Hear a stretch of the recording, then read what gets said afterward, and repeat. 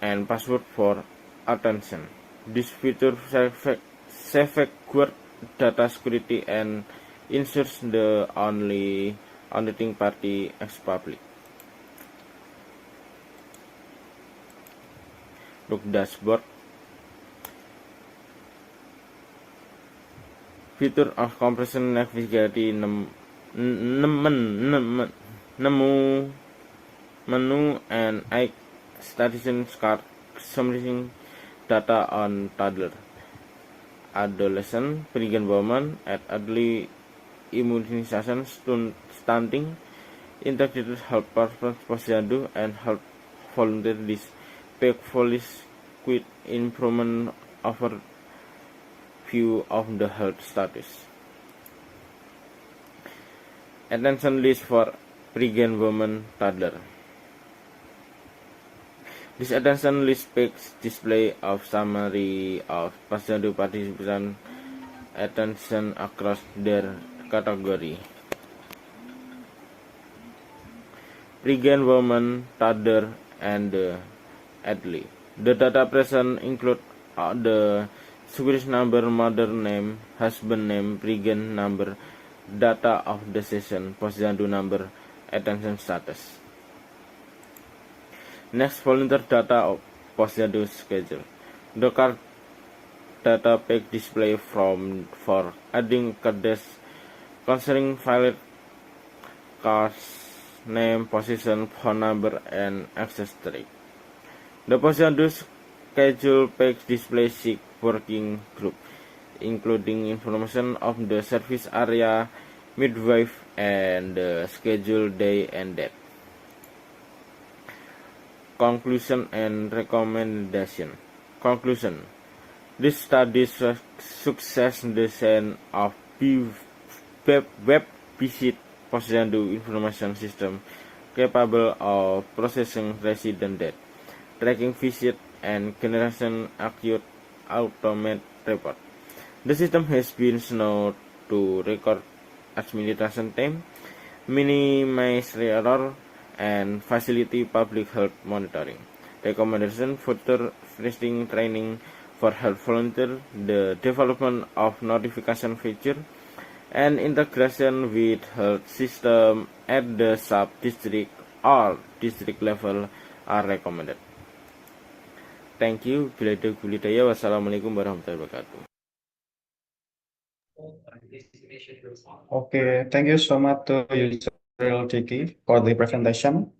I think digitizing community health services at the village level is such a vital step toward improving public health data accuracy and accessibility for local communities. Okay, let's moving on to our second paper. It is titled "A Domain-Specific Blockchain Rollup Architecture for Sustainable Tourism, Carbon Tracing, and Revenue Sharing," authored by Dodi Setiawan. I invite everyone to follow the presentation along the screen for this next paper. Let's begin.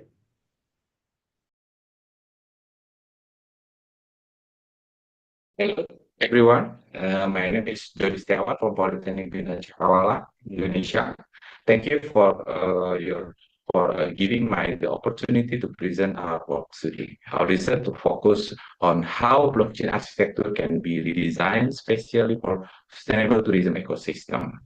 Then, treating tourism as a generic blockchain application with purpose and the architecture that understand tourism business process and sustainability objective. Let me the domain-specific blockchain for architecture for sustainability, tourism, carbon tracking, and revenue sharing. Next slide. Tourism today involves many independent stakeholders.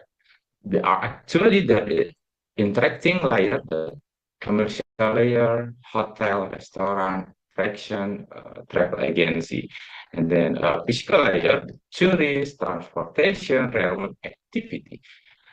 Layer 3, compliance layers, government, environmental agency, sustainability reporting. These layers continuously exchange information, payment, and service. However, the remain organization fragmented.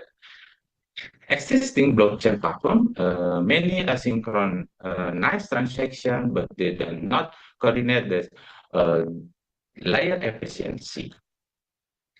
Tourism still suffers from the fragmented trust, fragmented payment, and then fragmented sustainability verification that leads directly to our architecture diagnosis.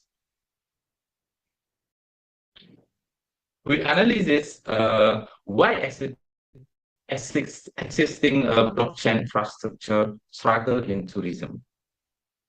Left side generic EVM blockchain provide share execution, consensus, security, and then right side tourism requirement, the booking workflow, revenue distribution, environmental compliance, and local government. The core issue that tourism logic is the mix together with generic blockchain execution. This creates the inefficiency computation, high gas cost, and predictable execution. Before specialists become necessary, and then select the specialization execution interest of forcing every tourism process into generic smart contract, we spartan the responsibility. The figure lab, the generic execution, specialist pre-compile function, optimizes tourism operation, mention, booking, settlement, carbon calculation, revenue distribution, incremental reporting. Domain specialisasi reduce anxious computation will preserving a blockchain security. This special form the foundation of our proposed architecture. Let's focus the control roll-up environment. And then four-layer architecture. Our solution is a four-layer blockchain architecture specifically designed for tourism. Layer by layer, explain layer by layer. Layer one, the foundation, consensus, networking, blockchain infrastructure. And then layer two, domain logic, tourism service, identity, asset, booking. Layer three, execution, optimal pre-compiled contract, settlement, scheduling. And then layer four, government, compliance, monitoring, analysis, policy, and conclusion. Together, for layer transform blockchain from a generic ledger into a tourism operating platform. Next, we'll explain how execution is optimal. Execution efficiency is essential because tourism generates thousands of repetitive transactions. Instead of executing many independent smart contracts, the architecture, custom pre-compile, advantage, less computation, lower gas, lower latency, stable execution, case advantages. Native optimalisasi significant improve deterministic execution. Optimals alone is not enough. We also need trustworthy sustainability data. Then module one, the carbon tracking. Sustainability requires a very variable environmental evidence. Explain the pipeline physical event, data validation, carbon calculation, immutable blockchain record, every tourism activity become auditable. No manual reconstruction is required. Benefit, carbon footprint, ESG reporting, environmental accountability, transaction, or trusted data access. Revenue can also be set automatically. And then module two, the revenue sharing. Tourism revenue often passes through many intermediates. Our architecture perform automatically settlement using deterministic allocation. Stakeholder include hotel, community, government, environmental fund, service provider. The key point, Every payment is distributed automatically according to predefined rules, benefit, transparent, fairness, no manual reconciliation, transition, however, handling many transaction simulation introduce another challenge.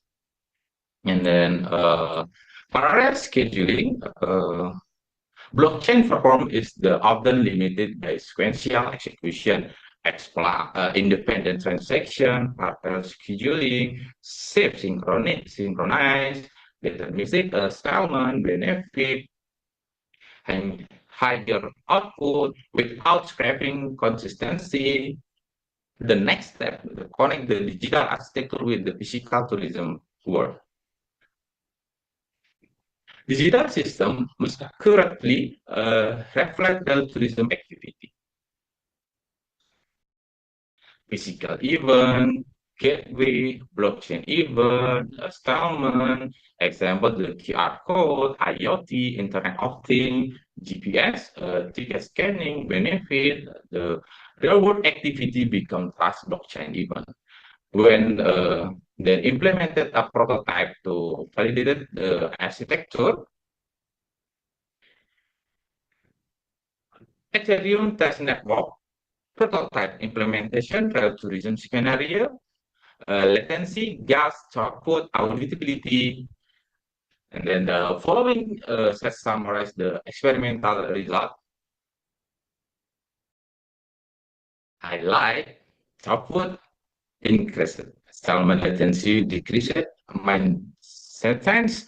The proposed architecture significantly outperformed conventional blockchain development. Efficiency improvement are also reflected in the operational sustainability. Efficiency, lower gas consumption, reduce operation costs, better audit reconstruction, key messengers, better performance also contribute directly to generate blockchain operation. Beyond technology, our research also consider ethics. Sustainability tourism is not only a technology problem.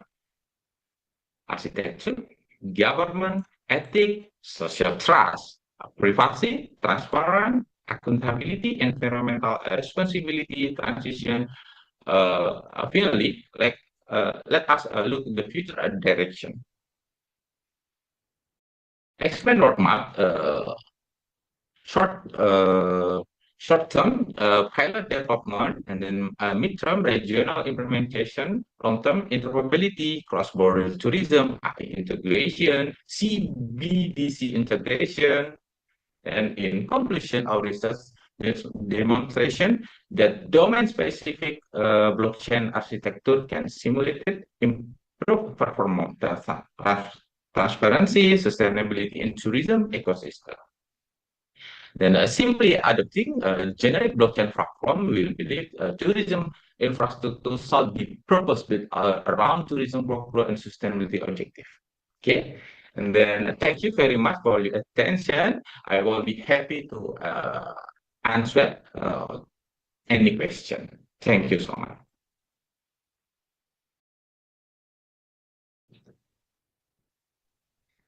Okay, thank you, Mr. Ferdi Setiawan, for the insightful work.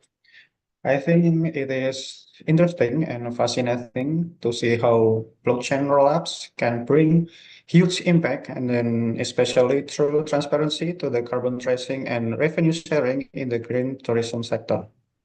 Okay, let's move on to the next paper titled Implementation and Evaluation of an LPPM Information System Using Natural Language at Jambi Polytechnic. This paper is come from the team Elza Triana, Clara Ayuson, Anggun Alhidayah, and Ahmad Azin Nur Isan.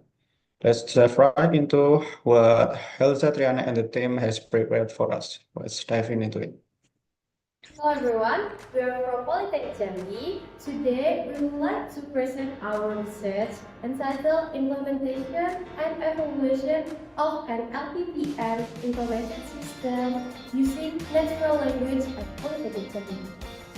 This research aims to develop a web-based LPPM information system that integrates natural language processing to improve the management of research proposal and administrative process.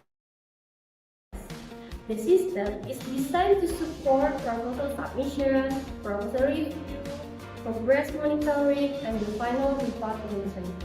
By integrating an LP, the system can automatically validate proposal document, making the evaluation process faster, more consistent, and more effective. The LP module analyzes the proposal with several frequency stage, including the scoping, communication, stop word interval, and screening. After pre-processing, the system performs full-based validation to the completeness of the proposal, its structure, keyword elements, citation format, and other predefined administrative requirements. Now, we will explain how the system works. The system has to use role, lecturer, and LPPM administrator. After logging in, the lecturer is directed to the dashboard, where they can view and manage their research activities. There are three main features: submitting a research proposal, submitting research output, and submitting the final research report. When a lecturer submits a proposal, the system automatically validates several requirements. For example, the proposal title must not exceed 15 words, the introduce is limited to 1,500 words, and the methodology section must not exceed 1,000 words. After the proposal is submitted, the system performs an LP analysis. This analysis checks whether the proposal complies with the required administrative criteria before it will process to the review stage. If the proposal submission period is closed, lecturer cannot submit new proposal until the LPPM reopens the submission period. Next, I will explain the LPPM admin dashboard. After logging in, the administrator is directed to the dashboard, which displays an overview of the system, such as the total number of lectures, proposal submission, research output, and reports. The administrator can manage lecture data, proposal submission, research outputs, reports, and also open or close the proposal submission period. Next, I will open the proposal submission menu. On this page, the administrator can view all submit proposal. To review a proposal, the administrator select the review button. The system then displays the NLP analysis results, which check whether the proposal meets the required criteria, such as a maximum title length of 15 words, an introduction of 1,500 words, and a methodology section of 1,000 words. Based on the analysis results, the administrator can decide whether the proposal is passed or not passed. Overall, this system simplifies the research administration process, reduces manual verification, improves the consistency of proposal evaluation, and supports a more efficient research management process at the university.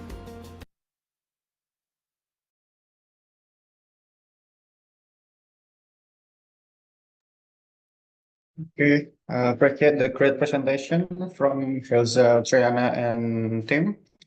Using natural language processing, I think, is a great way to streamline campus research and administration, especially to reduce workload and improve efficiency for the administrator, whether it is for the research or the community service program.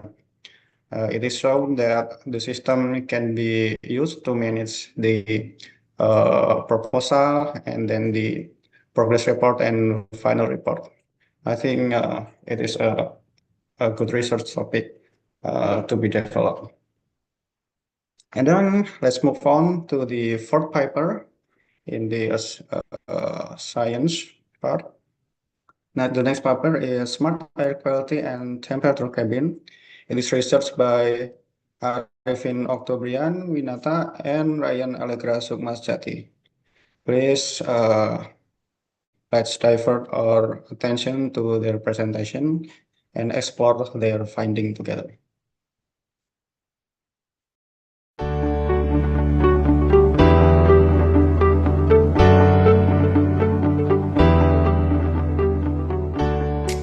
Indonesia Polytechnic Surakarta, shaping the future of technology and innovation. Welcome to the Department of Automotive Engineering Technology, where innovation begins. Comfort and health inside a car cabin mean everything during a drive. Yet, we often don't realize when the cabin air becomes stuffy, too hot, or when the air quality drops without our knowledge. This can cause drivers to tire quickly, feel drowsy, and lose focus on the road. Unideal cabin conditions can endanger the journey. But what if we could monitor the cabin environment right from the palm of our hand? Ini panas banget.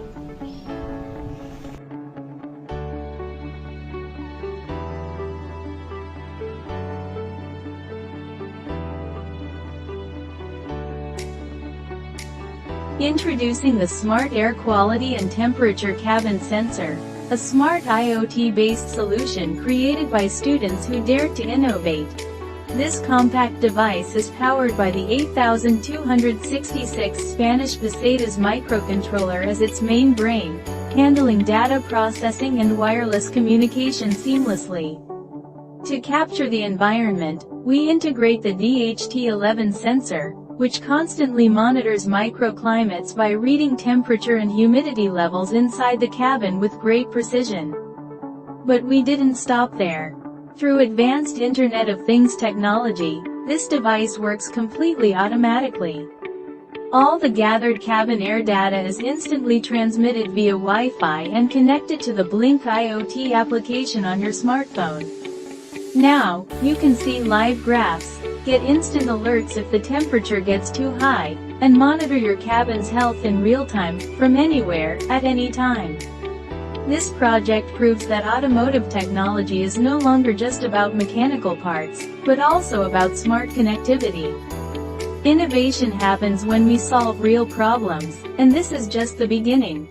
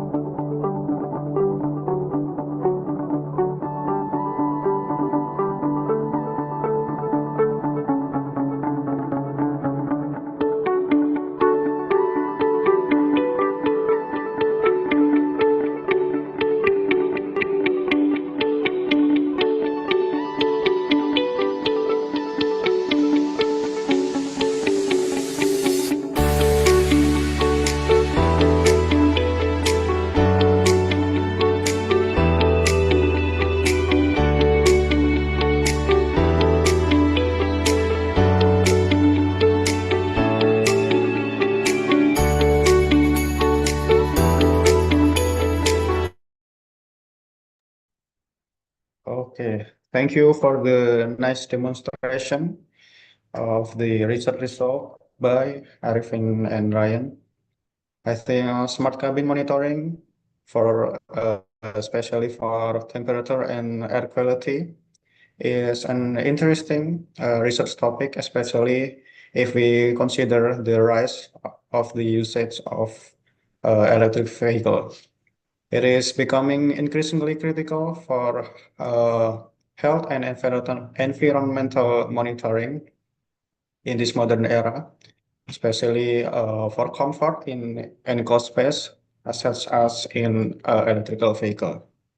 Okay, let's turn our attention to the next paper. It is titled Towards Accurate Fake News Detection, a Random Forest Classification of Machine Learning Approach. It is authored by Nur Suhana Sulaiman and Laiman Ilyas Asmi. Okay, let us direct our attention to this next presentation. Wabarakatuh. Me, Nur Suhana Sulaiman from University College Tati, Malaysia, will be presenting our research titled Towards Accurate Fake News Detection, a Random Forest Classification of Machine Learning Approach. Okay, for the introduction, digital media allows instantaneous global information sharing, but entirely bypass traditional editorial verification process, which is actually influenced by three factors. The first one is fabricated narrative, content intentionally designed to deceive, sensationalize, or manipulated readers. Okay, the second one is societal impact, which is directly influence public perception and threatens political and social stability. And the last one is erosion of trust, which is repeated exposure to false claims undermines the credibility of legitimate fact-based media institution. Okay, the problem statement of inherit from the fake news detection, it is actually influenced by also a bottleneck in truth verification. Okay, which we having a manual fast checking is unscalable. The human verification is too slow to compete with the sheer volume and velocity of online misinformation. The fact narrative spread faster than correction. Okay, the second one is the AI black box limitation, which is traditional AI lack cross-domain adaptability. The deep learning is computationally heavy and operate as an uninterpretable black box, making it reasoning invisible. And the last one is the automation trust gap, which is the user require more than a rigid, real or fake binary output, and the user need to understandable confidence metric and secondary evidence to build actual trust in an automated system. For the literature review, we are evaluating artificial intelligence approaches. Okay, the first one, we're having a traditional machine learning. For example, we have Bayes and support vector machine. The three indicators that we put in the table here, which are accuracy, interpretability, and computational cost. Okay, for the traditional machine learning, which is the accuracy is moderate, the interpretability is high, and the low computational cost. Okay, we are going to have a deep learning comparison, which for example, we have CNN and LSTM. The accuracy is high. Okay, the interpretability is low when using a black box, and we are using a heavy computational cost. And the last one, we're having an ensemble learning. For example, we have a random forest. Okay, the technique of random forest, gathering or delivery of accuracy and interpretability is high, and the computational cost is balanced. Okay, ensemble model offer the optimal Goldilocks balance for real-time, transparent text classification. So, what is the bridging transparency gap? Okay, while deep learning achieve a high accuracy, its black box nature inherently limit user trust and practical deployment.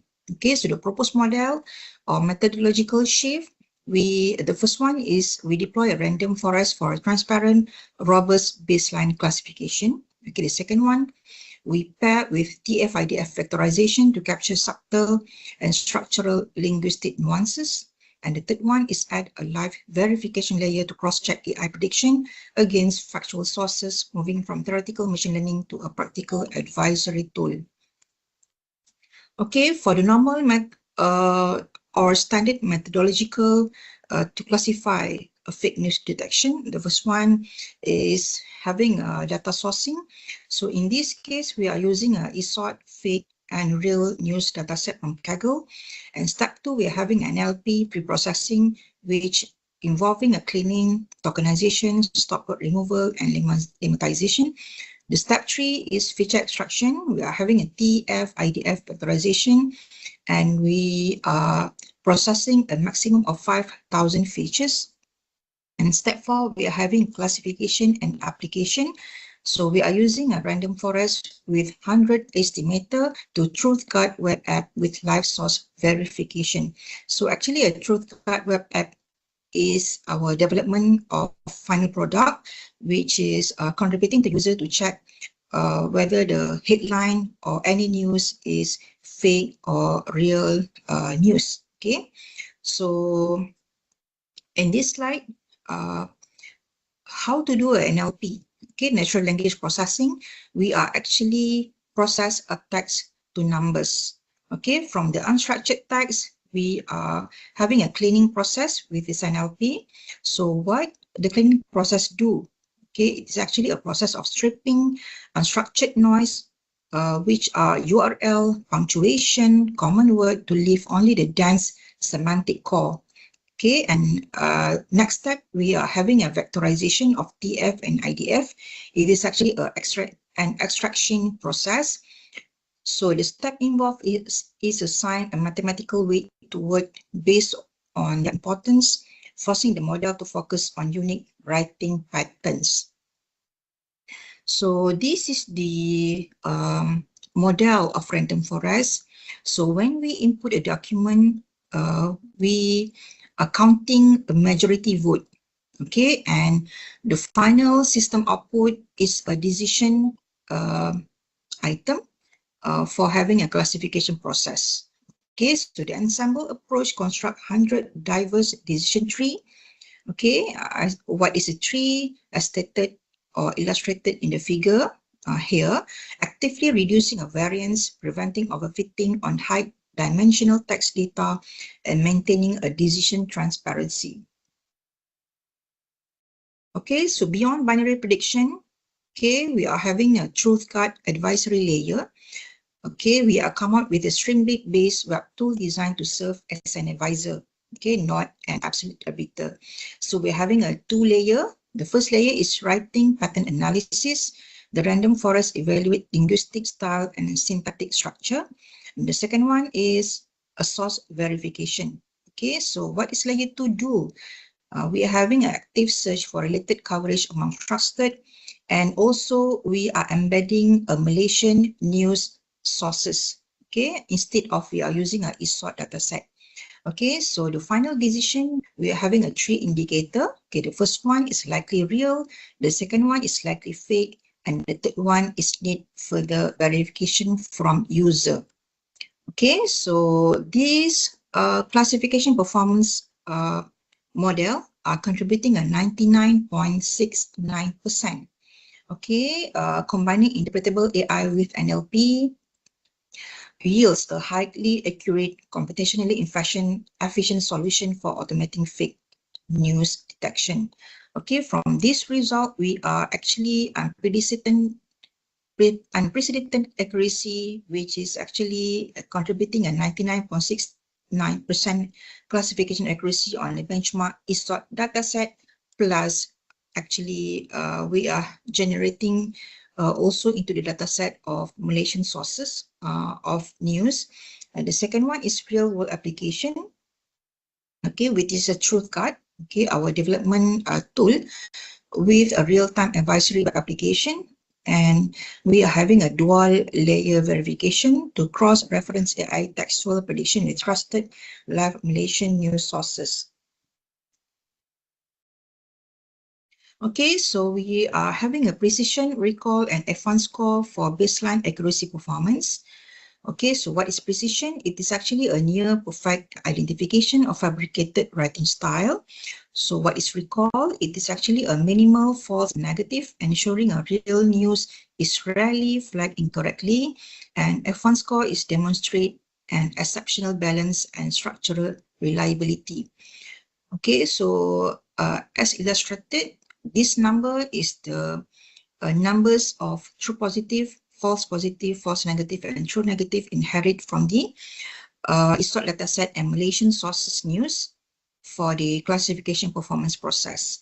Okay, the specific combination of TF, IDF feature extraction and random forest classification is highly effective at isolating deceitful writing patterns at scale. Okay, this is the interface of the TrueCard application that we have developed. Okay, so as as an input, user need to put either news content or news headline or news URL that need to be analyzed. Okay, so this input is different from the user, and the result, okay, is from example, we have final assessment.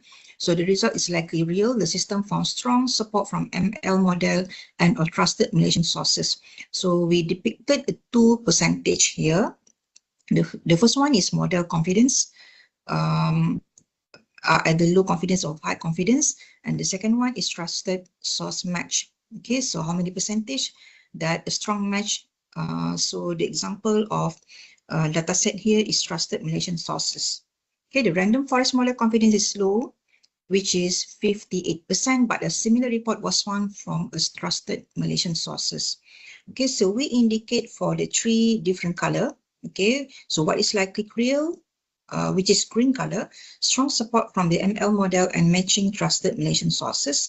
How about the red color, which is likely fake, model predict fake writing patterns and no reliable supporting evidence found. And the yellow one is need verification from the user. It is actually a conflicting evidence and encourages human critical thinking. Okay, as a final slide, okay, for the conclusion, this research is achieve a 3 objective. Okay, the first one is advanced NLP processing successfully applied. The second one is random forest baseline classifier developed and integrated into a live streamed application. And the third one is 99.69% accuracy target achieved on the benchmark data. Okay, for the road ahead of the future research, the first one is transformer integration. Maybe we can utilize BERT for deep semantic context comparison. The second one is multilingual expansion. Maybe we can enable native analysis without translation dependency. And the final one is multimedia analysis. Maybe we can expand detection capabilities to cover images and video. Okay, that's all from us.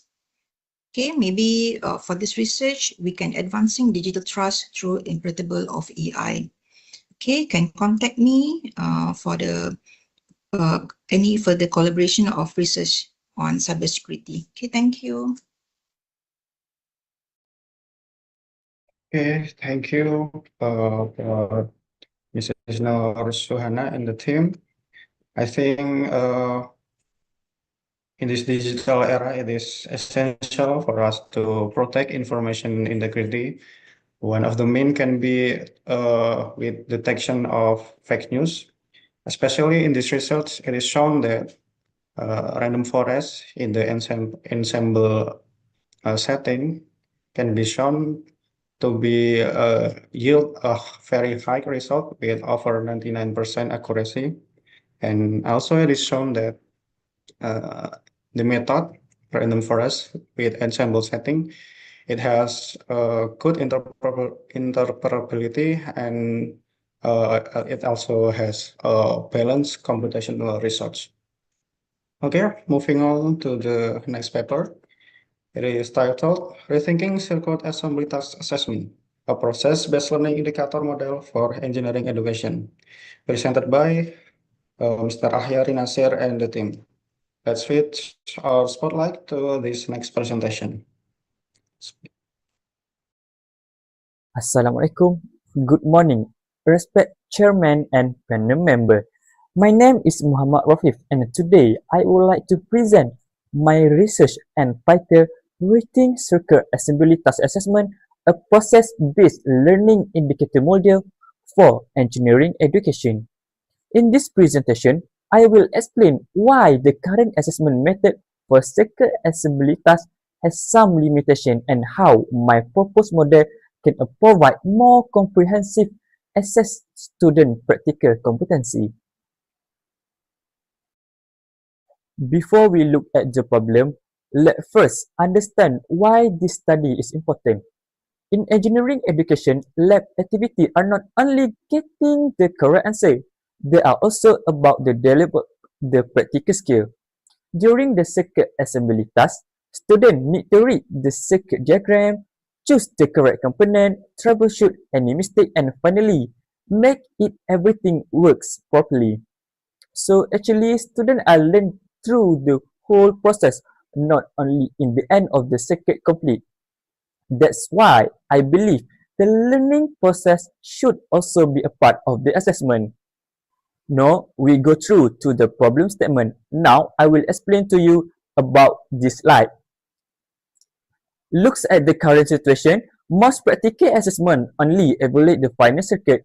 For the example, student A finished the circuit only in 5 minutes in 2-time try. Only 2-time try. And then, for the student B, take a 10 minute and 6 error to finish the circuit assembly task. In the current assessment, both of students could receive almost the same mark because only the final circuit is assessed. But clearly, the practical competency is different. So the question is, who need the help? Who are study more? And who is really understand this circuit assembly task? In a research objective, because of the limitation like no standard module, no learning indicator, and no process-based assessment framework, we have a two research objectives. For the first is to identify the limitation of the current assessment method. As we know, the assessment only focus the final outcome. It don't capture the learning process and make it difficult to differentiate student actual competency because of the student limitation evidence. The second objective is a proposed process-based learning indicator module that evaluate the student based on the what they during at the practical activity. It's not only the final circuit because in the learning indicator we can know the task completion time, number of attempts, connection accuracy, the error distribution, the attempt history, and a completion status. And this indicator have a 4-layer framework like a physical layer, embedded layer, cloud layer, and application layer. In this slide, it shows you the proposed assessment module. Actually, the main idea is quite simple. Instead of the evaluation only the finished circuit, we collect learning evidence why students are assembling the circuit assembly task. This module consists of the 4th layer that works together. Start from the physical layer and then go to the last of the layer, which is the application layer. So we start with the physical layer.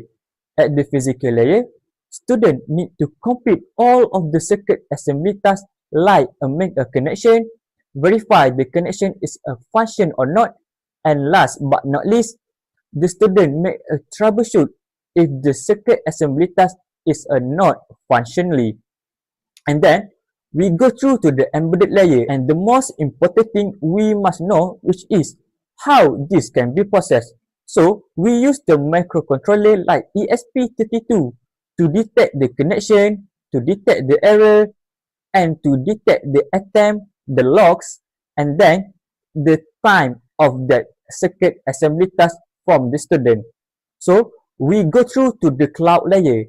At the cloud layer, we store all of student data from the circuit assembly task, and then we collect all of data to the application layer. In the application layer, we have a two section, which is we can monitor a student behavior real time, And then we can make a learning analytic from the data based on the student work at the circuit assembly task. And then we go through one by one of this, like a student monitor real-time section. We can know and we can see the live view of the connection. We can know the student can make or not and the time of the attempt of the student.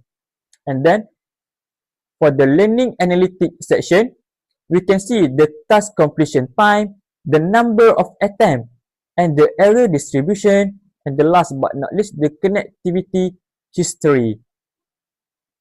Now, we go through to the next slide, which is learning indicator. Based on the collection of the data student, the module purpose seek of the learning indicator.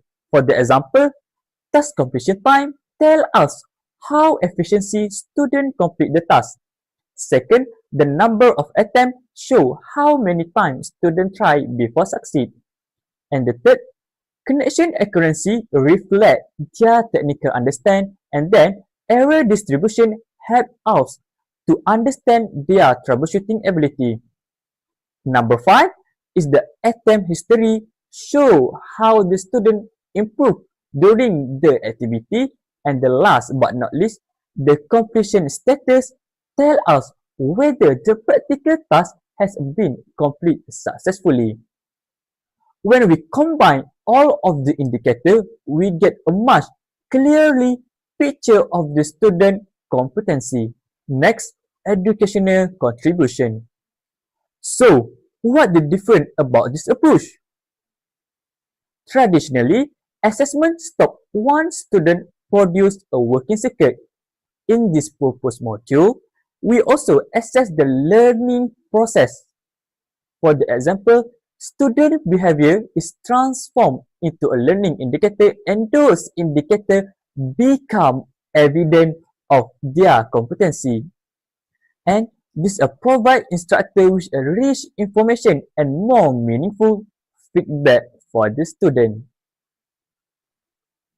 In the second last of this section, which is education implication, this research contribute to competency-based education because students are assessed based on their actually performed during practical activity. It is also support learning analytics by collecting learning data continuously. For the future work, the proposed indicator will be validated with the engineering student through experimental study. And last, this module can also be applied to other practical courses such as PLC, robotic, mechanic, and embedded system. For the conclusion, we can conclude the current assessment method mainly focus on whether the circuit works. However, it don't tell us how students reach the result. This research proposed a process-based learning indicator module that evaluates students using 6 learning indicators collected throughout the practical section. In other words, we are shifting from the assessing only the final outcome to assessing the entire learning process. I believe this approach provides a more authentic and comprehensive evaluation of student practical competency. The main takeaway from this research is simple. Engineering practical assessment should evaluate not only whether students complete the task, but also how they complete it. Last, thank you for your attention and goodbye.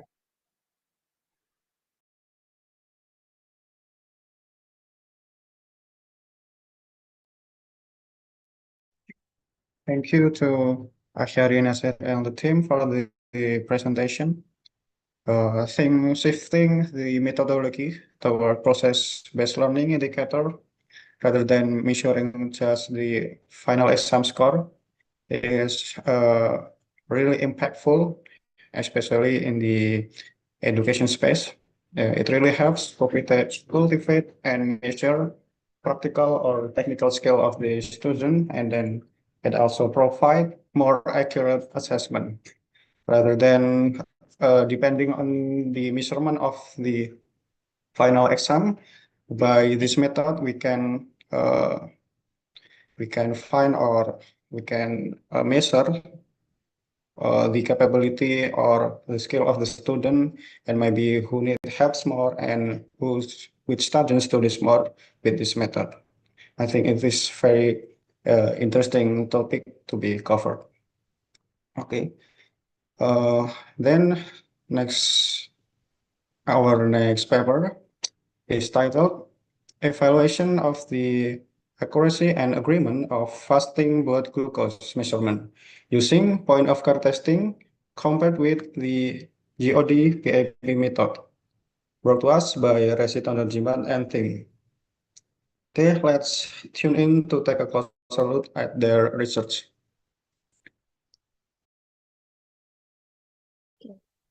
Good morning. My name is Resiton Jiman from the Department of Medical Laboratory Technology, Polytechnic Indonesia Surakarta. It is my pleasure to present my research entitled evaluation of the accuracy and agreement of fasting blood glucose measurement using point of care testing or POCT compared with the glucose oxidase peroxide aminopenazone or GPPF method. Today, I will present the background research methodology, finding, discussion, and conclusion of this study. Thank you for your attention, and I hope this presentation will be informative.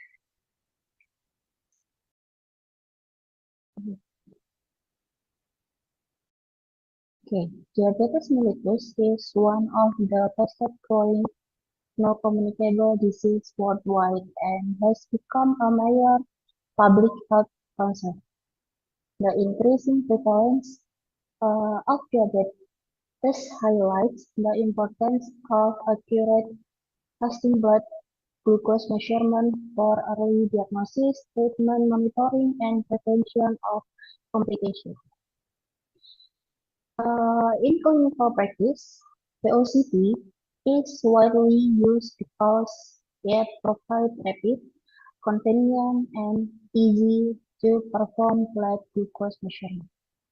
This allows healthcare providers to make clinical decisions more quickly. However, the speed disadvantage the analytical performance of POCT must be evaluated to ensure that its results are reliable. Therefore, POCT should be compared with a laboratory reference method. In this study, the glucose oxidase peroxide aminopenazone or GOD-PAP method was selected as the reference method because of its high analytical accuracy, specificity, and stability.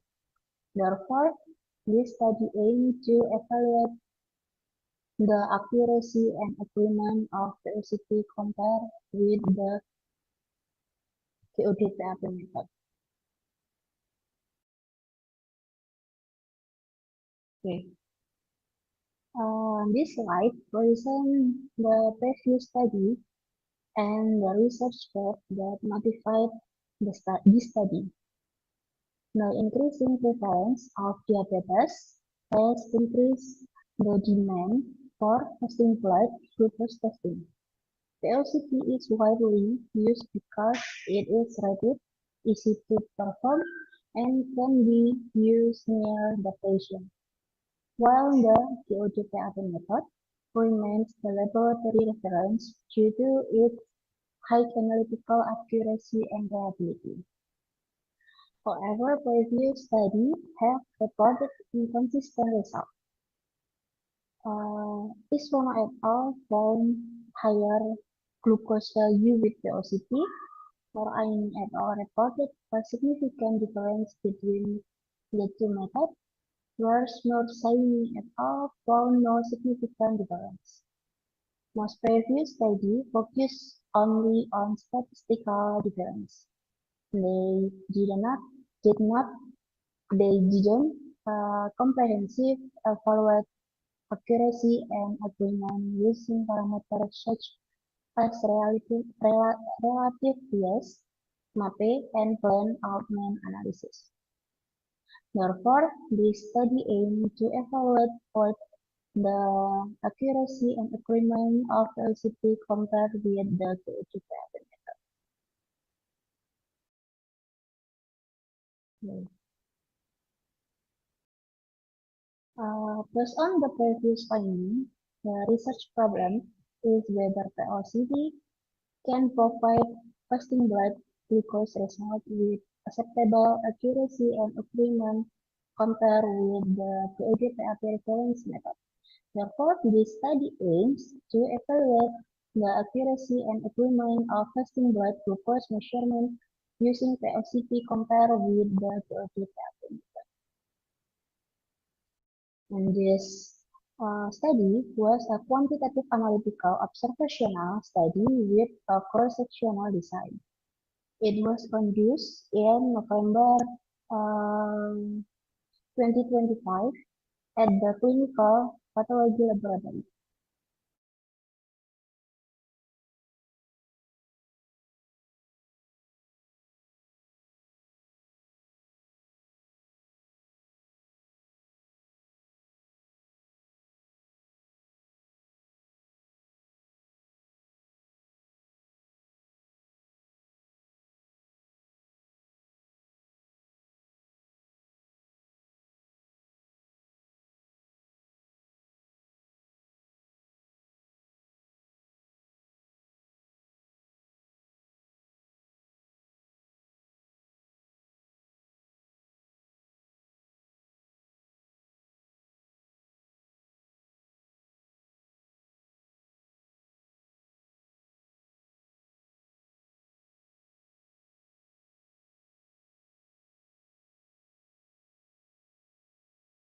Assessment their difference, accuracy, and agreement.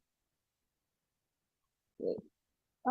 After all measurements were complete, the data were analyzed using several statistical methods. First, the Shapiro-Wilk test was performed to assess data normality. Since the data were normality distributed, the paired sample test was used to compare the mean fasting blood glucose value obtained by POCT and QOD-PAP method. Next, relative bias was calculated to evaluate the systematic measurement error, while mean absolute percentage error or MAPE was used to assess the analytical accuracy of the POCT. Finally, plain-out analysis was performed to evaluate the agreement between the POCT and QOD-PAP method. The study included 35 participants with slightly more female than male participants. The normally test show that the data from both methods were normally distributed, allowing the use of a parity test for statistical comparison. The parity test demonstrates a statistically significant difference between the POCT and the ODPAP method. Overall, POCT consistently produced higher fasting blood glucose measurement than the laboratory reference method. Furthermore, the accuracy analysis, including relative bias, MAPE, and plain-out analysis, indicate that POCT shows suboptimal accuracy and poor agreement with the GODPAP method. These findings suggest that POCT should be used primarily for rapid screening and routine glucose monitoring, whereas the GODPAP method remains the preferred reference method for accurate laboratory diagnosis. Discussion: the difference observed between POCT and GODPAP method can be explained by several factors. First, the two methods are based on different analytical principles. POCT uses pure sensor technology, whereas the PODPAP method is an enzymatic colorimetric assay performed using a laboratory analysis. These different measurement principles may contribute to variation in the test result. Second, the type of specimen might also influence the measurement. The OCT analyzes whole blood, while the GODPAP method measure glucose concentration in serum. This difference can affect the reported glucose values. In addition, psychological factors such as hematocrit levels might interference with POCT measurement. Technical factors, including biosensor performance, strict quality, and instrument calibration, can also influence the analytical accuracy. And finally, environmental conditions such as temperature and humidity during testing might affect the performance of the POCT device and contribute to the difference observed between the methods. In conclusion, the convoluted POCT showed significant difference compared with the GODPAP method and demonstrates suboptimal accuracy and poor equipment. Therefore, GODPAP remains the reference method for accurate post-blood glucose measurement. Nevertheless, POCT remains useful for rapid screening and routine glucose monitoring because it provides fast and convenient results. Thank you for your attention, and this is my conclude my presentation. Thank you very much for your kind attention. I would be happy to answer.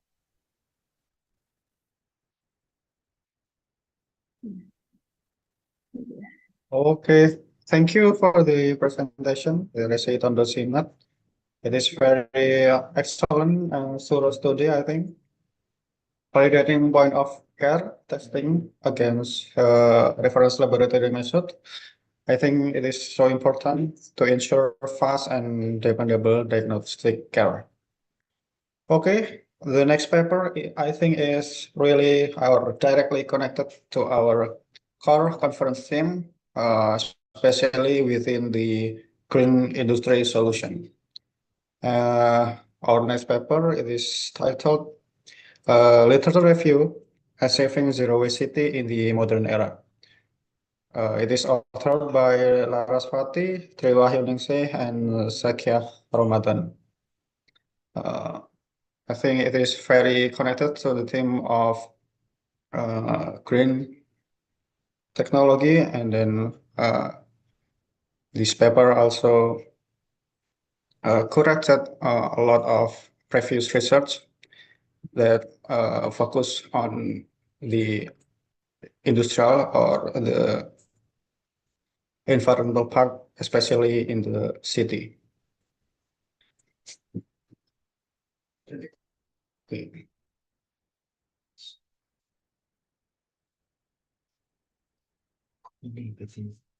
This a little bit different from a previous paper that focus on the research finding by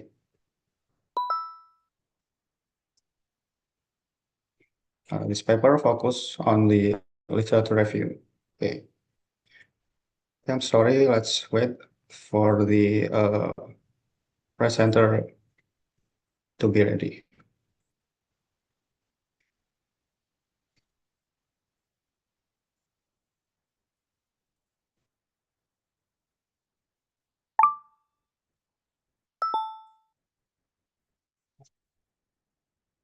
Okay, also this paper I think is our second to last paper. Total in the session we have 9 paper, and this next paper is the H1.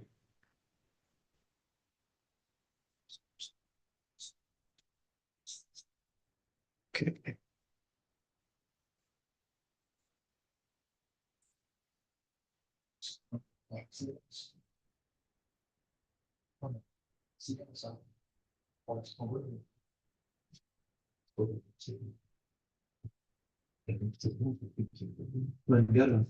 And then so far we already covered a lot of different topic, I think, from the education and then in the health space and also in the tourism space. But all of those papers still has distinct and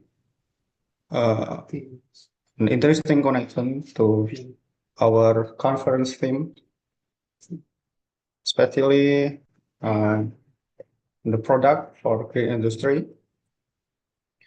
to address several challenges that we find in this modern era, especially social and demographic challenge.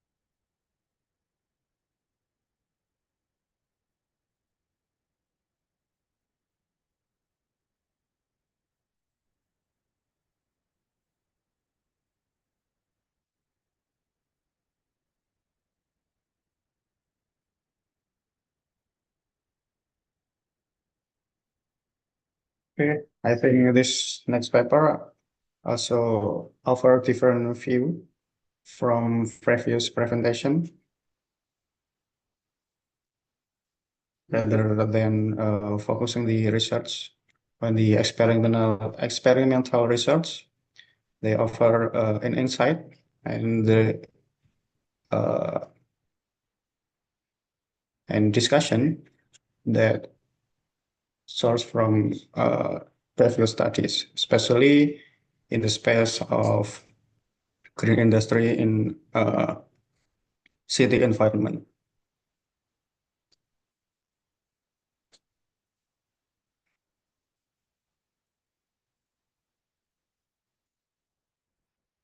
Okay, please wait a minute as we prepare the media for the next paper.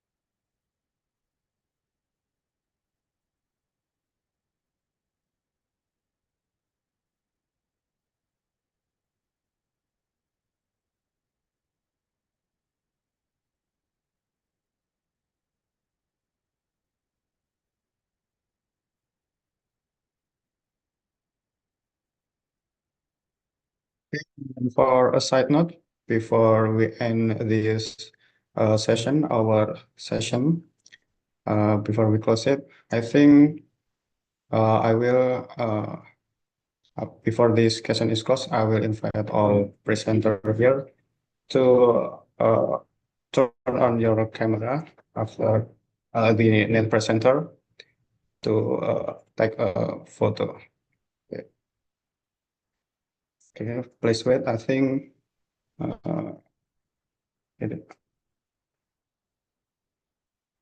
okay. Please wait a minute to.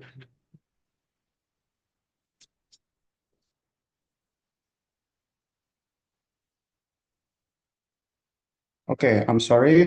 Due to technical difficulty, I think we will shift our focus on the next paper. Uh, this paper titled Buffet AI Codes for Physical Monitoring Among Firefighter. It is presented by Susilawati binti Ibrahim and the team. Okay, let's shift our focus in the next presentation.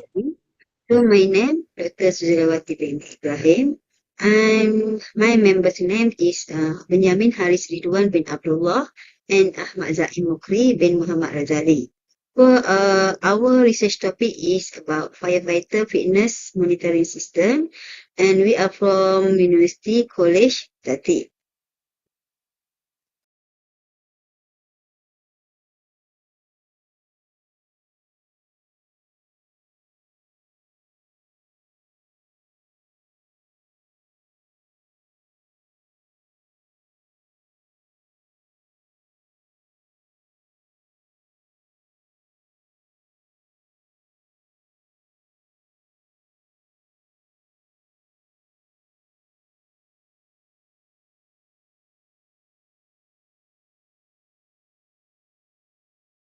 So for the introduction, the firefighters fitness monitoring system is a digital solution designed to improve the management of firefighter health records. So most health records are still stored manually, and current system lack of continuous fitness monitoring and real-time feedback, which makes it difficult to track health condition proactively. So this project is proposed to develop a digital system that can store and manage health records in a safer and more accessible way and easily monitoring firefighter fitness. So for the problem statement, first is lack of continuous fitness monitoring. So current fitness assessments for firefighters are usually conducted periodically and do not provide continuous monitoring or real-time feedback. So this makes it difficult to track firefighters' health conditions consistently and proactively. Second is traditional record management and fitness program. Traditional method of fitness monitoring often rely on manual record keeping and standardized fitness programs. So these approaches are less efficient, not personalized, and may not suit the different fitness level and health conditions of individual firefighters. So third is low motivation and difficulty maintaining fitness routines. Firefighters often face challenges in maintaining long-term commitment to fitness programs due to job stress, irregular work shift, fatigue, and lack of continuous support or motivational feedback. So this can negatively affect their physical readiness and overall health. So the objective of the study is first is to analyze the requirements necessary for firefighter fitness monitoring system.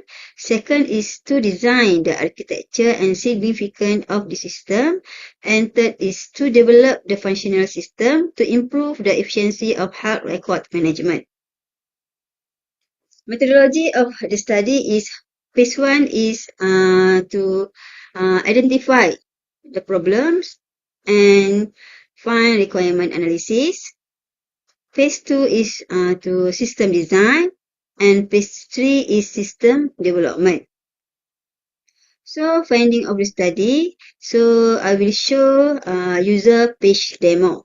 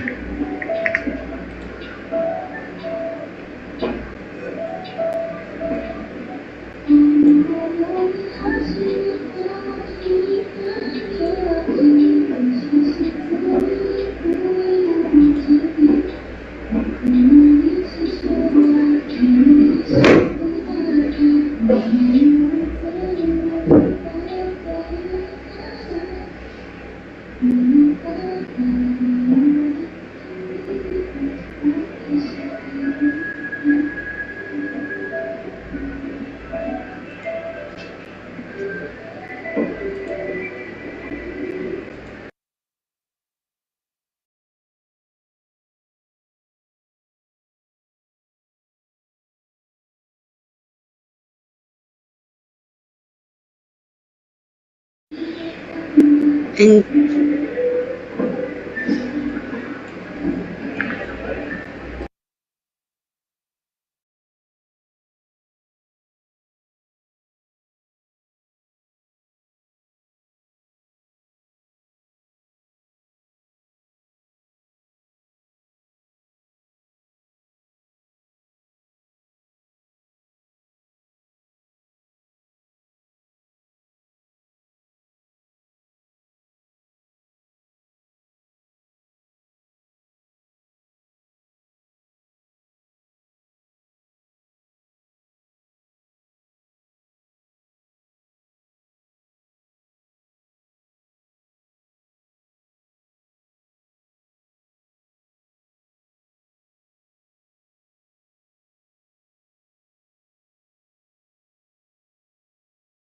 then I will show you admin page demo.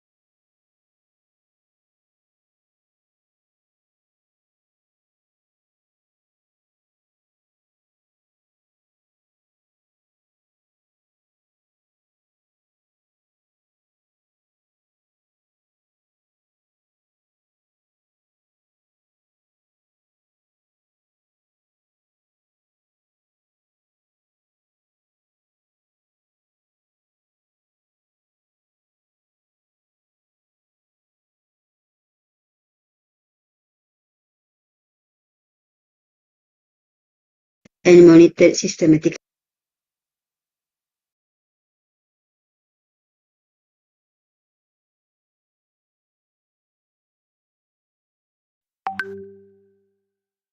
So for the conclusion, this project developed a centralized web-based platform that allows fitness data such as fitness examination and BMI to be recorded, updated and monitored systematically. So the system can ensuring the readiness level and maintain at an optimal standard while improving data security and accessibility. So that's all from me. So thank you.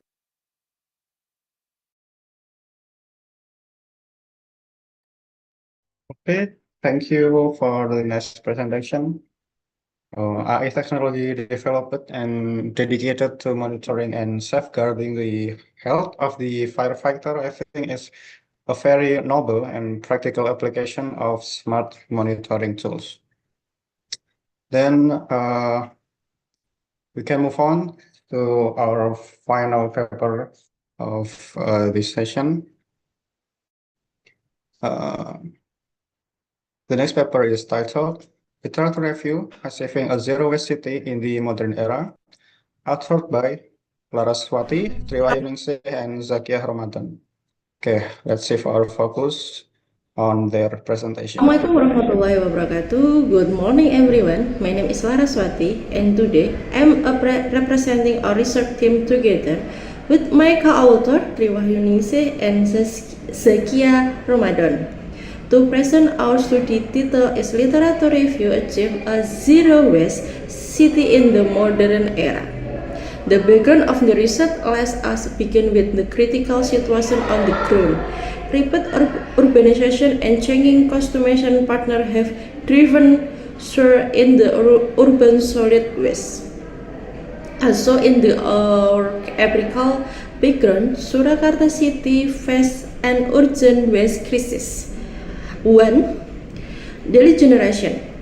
Surakarta consistently produces 300 to 400 tons of waste per day, with organic and domestic waste domestic of the 60% to 70% of the total volume. 2. Landfill overcapacity. Due to invest upstream waste sorting, the Putri Cempoko landfill has reached a critical overcapacity, with historical waste pillar reserve approximately 2 to 28 meters in height. 3. Logistical bottleneck. The overflow caused several operational delays, include gerbang through truck constraining and additional heavy machinery, gradually passing of open dumping to sanitary landfill with geomembrane cover and intensifying community sorting education. This conditional clearly demonstrates the traditional collect, transport, dispose method are no longer viable. The paradigm shift toward a circular economy via an integrated zero waste city strategy is urgently required. The key strategy of technological innovation of the zero waste city framework by identifying it the strategy pillar technological approach and critical barrier to implementation. Furthermore, the study formula concrete, actionably policy and the operational recommendation of the toiler from the Surakarta city government to foster sustainable open waste management. The employer a systematic literature review methodology to comprehensively identify critical review and synthesis review empirical literature addressing the research question of the core phenomena under investigation. Our system analysis identification the successful zero waste city framework reality of the 3K pillar.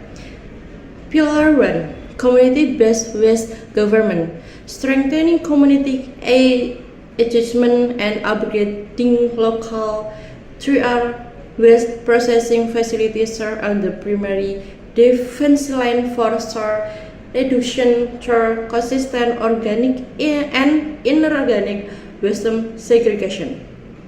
Pillar 2. Digital technology and data-driven management. Integrasi WebGIS, remote sensing AI, and the Zero Waste Index accuracy delivering up to 12% increase in operational efficiency at the managerial level. Pillar 3. Industrial collaboration and waste management. Promoting cleaner production and industrial symbiosis across commercial sector can reduce carbon emission by up to 96.3% by 2060 while drastically minimizing carbon waste risk. Translating the pillar to Surakarta City, we propose a 5-step implementation roadmap, starting from public awareness, moving to upstream segregation treatment and utilization, efficient collection, and ultimate achieving sanitary landfill management. By executing this framework, Surakarta can expect to significantly reduce daily waste generation of relief landfill burden, improve urban environmental quality and public health, promote to thriving circular economy and green investment, realizing in conclusion, solving the urban waste crisis requires moving beyond downstream processing. By combination community action, digital precision, and industrial synergy, Surakarta can successfully transfer toward a zero waste city. Thank you very much for your time and attention. We welcome any feedback or comment. Wassalamualaikum warahmatullahi wabarakatuh. Salam. Thank you, Laraspati and team, for that comprehensive literature review. I think achieving zero waste cities directly aligns with our theme, especially in the green energy goal to tackle urban environmental challenges. Okay, what nice and fantastic presentation that has already presented today. I think AI technology and several other technology has been shown to be vital in the development of the green technology as has been presented today. And that concludes our final paper presentation. I think let me invite everyone to give a big virtual applause to everyone that has been present in design category today. Okay, we have witnessed incredible innovation ranging from blockchain, smart monitoring, machine learning, and AI in the different fields. For example, healthcare and zero waste and physical coaching. This paper, I think, truly embodied our tagline, innovative product from the green industry to address future scale social and demographic challenges. Okay, before we conclude our session today, I would love to capture a quick virtual group photo for our event documentation. May I kindly invite our presenter, co-author, and participant to turn on your camera just for a moment, please.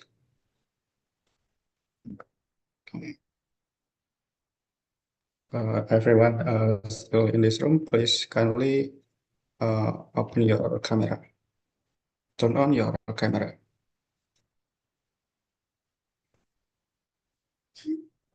Okay, let's take a photo for slide.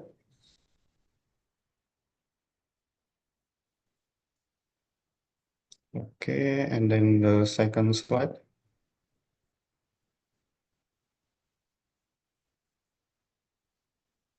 Okay, thank you so much everyone for the attention. Okay, on behalf of Polytechnic Indonesia Surakarta and the entire committee of the 6th International Innovation Technology Expo, IITE 2026, we express our deepest gratitude to our presenter, author, and participant. Then the certificate will be sent in the WhatsApp group. Kindly check regularly on that. And then after this, all the presenter, co-author, and the participant can leave the breakout room and return to the main room after the session ends. Okay, I'm Baskara Wijaksono, signing off as your moderator today. Thank you once again, and have a wonderful day, everyone. Thank you.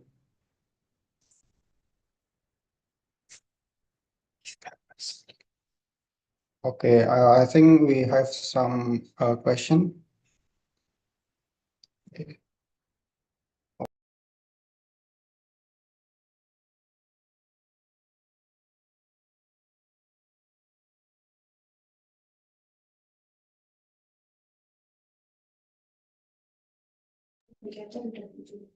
Okay, for Natasha Anggi, we don't have a presence links for the participant, but we already capture all of the participant and the author that present their research paper in this session.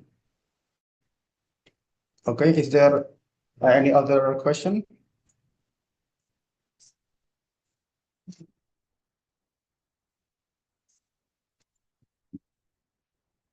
Okay, thank you.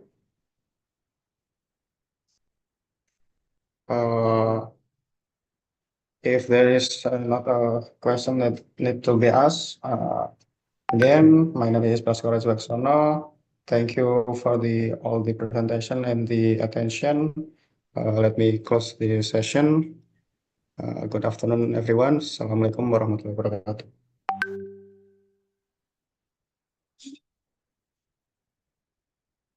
Ini